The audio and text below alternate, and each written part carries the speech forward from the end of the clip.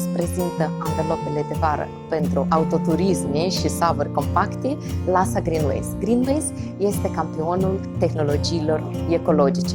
Care sunt principalele avantaje care disting o anvelopă de vară asimetrică LASA Greenways de concurenți?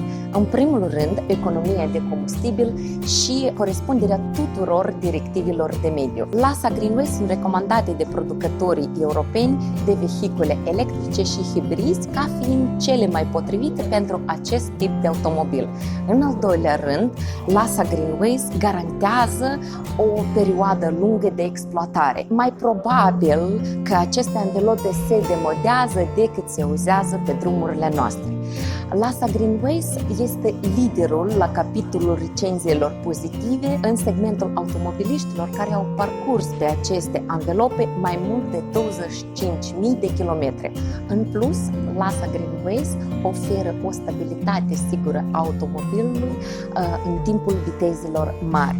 Greenways este etalonul fiabilității. LASA Greenways au o aderență sporită, literalmente se contopesc cu asfaltul.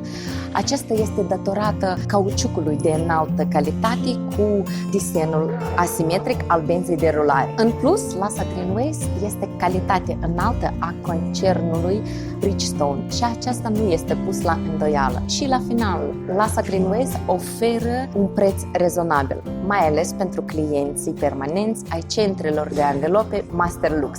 Vă așteptăm!